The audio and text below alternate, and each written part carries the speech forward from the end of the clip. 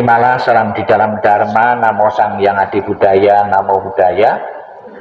Pertama-tama saya dari Wihara Budayana Dharma Wira Center dan tim doa mengucapkan ikut bela sungkawa atas meninggalnya almarhum Bapak Lodin Thomas Halik. Di kalangan umat Buddha, di saat saudara atau famili relasi ada yang meninggal, ada yang biasa mengirim karangan bunga. Dalam karangan bunga itu ada ciri khas tulisan Anicca Wata Sangkara.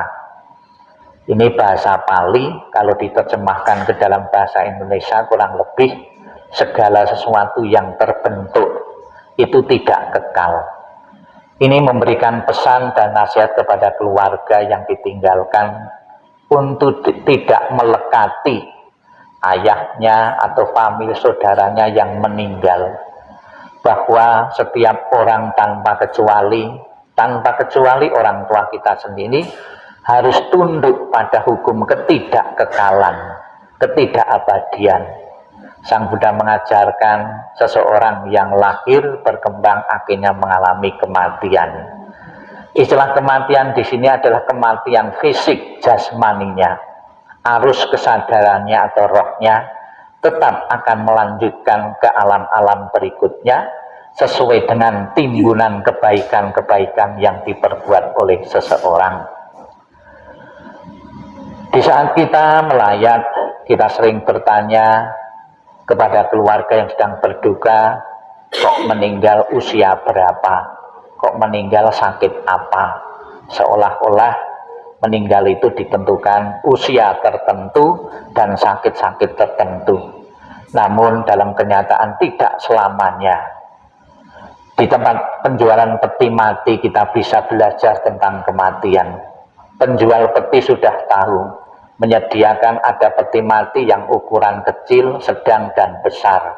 Sudah tahu orang usia remaja, masih anak-anak pun juga bisa mati. Orang tua juga bisa mati. Terbukti sudah menyiapkan ya ukuran peti mati sesuai dengan ukuran masing-masing. Bisa disimpulkan kamu berapa umur pun ya itu juga pasti akan menemui kematian dan siap untuk mati, tidak tergantung nanti kalau menunggu hari tua. Kemudian di tempat penjualan peti kita masih belajar juga ada beberapa atribut-atribut atau simbol-simbol yang biasa ditempelkan di peti mati. Ada simbol salib, ada simbol Buddha, simbol Konghucu maupun simbol tradisi. Bisa disimpulkan kamu beragama apapun juga akan mengalami kematian. Terbukti juga sudah disiapkan peti mati sesuai dengan agama yang dianut oleh seseorang. Kemudian di tempat peti mati kita bisa bertanya, ada harga-harga, ada peti mati harganya murah, ada yang sedang sampai yang mahal. Status sosial seseorang, kaya dan miskin, itu juga akan mengalami kematian. Orang miskin bisa mati, terbukti juga sudah disiapkan peti mati yang murah.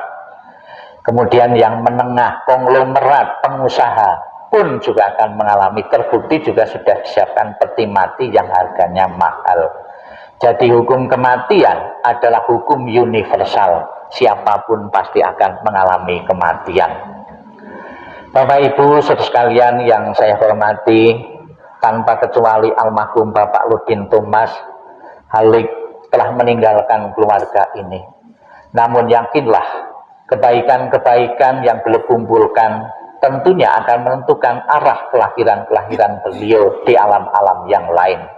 Didukung juga kita dalam beberapa hari ini akan mengirim pelimpahan jasa. Sekiranya kebaikan-kebaikan beliau yang dikumpulkan itu kurang memadai, dengan dukungan pelimpahan jasa atau mendoakan dari yang hadir maupun yang tidak hadir, akan mengkondisikan seseorang itu untuk terlahir di alam bahagia atau alam surgawi. Sudah menjadi keinginan wajar setiap orang hidup bahagia di dunia sejahtera, kalau mati masuk surga. Itu sudah keinginan wajar manusia. Namun keinginan wajar ini tentunya juga harus didukung oleh beberapa faktor-faktor. Faktor yang sangat menentukan sekali adalah timbulan kebaikan kebahagiaan ke beliau yang ditanam yang pertama di tengah-tengah keluarga, di lingkungan masyarakat maupun dimanapun. Kita ucapkan selamat jalan. Semoga arwah beliau benar-benar terkondisi untuk lahir di alam bahagia. Tadi kita bersama-sama telah membaca pesan moral Sang Buddha, nasihat Sang Buddha. Tidak perlu larut dalam kesedihan. Sang Buddha mengatakan tadi, akan sia-sia jika engkau meratapi yang mati. Yang mati tidak pernah akan kembali hidup kembali. Yang mati ditangisi dengan cara apapun, diratapi dengan cara pun juga tidak pernah hidup kembali. Yang hidup ini apabila kita tidak bisa menjaga diri, meratapi yang mati justru akan menyusul kematian. Ikhlaskanlah, relakanlah. Ditinggal kematian seorang ayah, ditinggal kematian orang tua juga pernah terjadi dalam keluarga-keluarga yang lain.